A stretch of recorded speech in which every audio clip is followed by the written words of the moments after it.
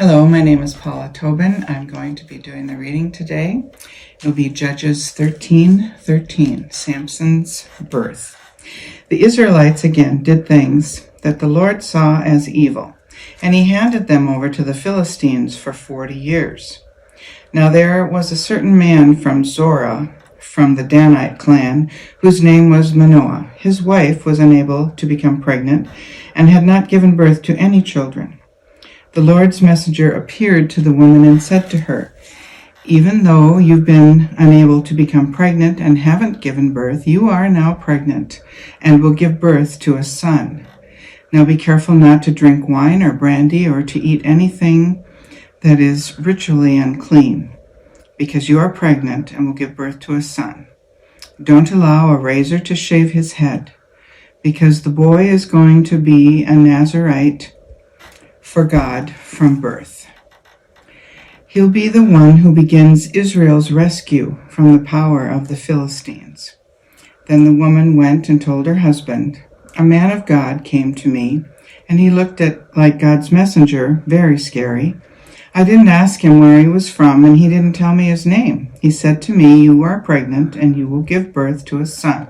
So don't drink wine or brandy or eat anything that is ritually unclean, because the boy is going to be a Nazirite for God from birth until the day he dies.' Manoah asked the Lord, 'Please, my Lord,' he said, 'let the man of God whom you sent come back to us once more, so he can teach us how we should treat the boy who is to be born.' God listened to Manoah, and God's messenger came once more to the woman. She was sitting in the field, but her husband Manoah wasn't with her.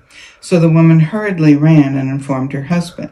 She said to him, 'The man who came to me the other day has just appeared to me.' Manoah got up and followed his wife. He came to the man and said to him, 'Are you the man who spoke to this woman?' 'I am,' he replied. Manoah said, 'Now when your words come true, what should be the rules for the boy and how he should act?'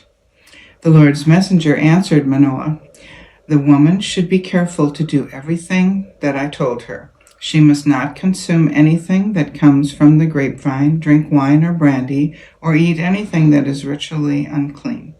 She must be careful to do everything I have commanded her.' Manoah said to the Lord's messenger, 'Please, let us persuade you to stay, so we can prepare a young goat for you.'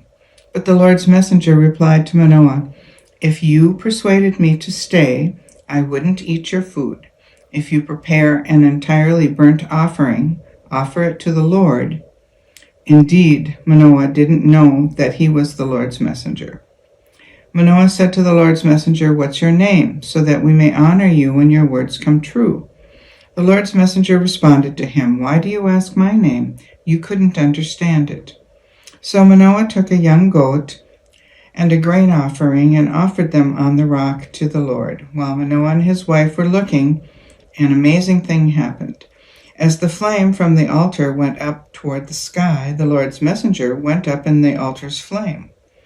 When Manoah and his wife saw this, they fell face down on the ground. The Lord's messenger didn't reappear to Manoah or his wife, and Manoah then realized that it had been the Lord's messenger. Manoah said to his wife, 'We are certainly going to die because we've seen God.' But his wife replied to him, 'If the Lord wanted to kill us, he would have accepted the entirely burnt offering and grain offering from our hands. He wouldn't have shown us all these things or told us all of this now.' The woman gave birth to a son and named him Samson. The boy grew up and the Lord blessed him. The Lord's Spirit began to move him when he was in Mahanadan between Zorah and Eshtaol.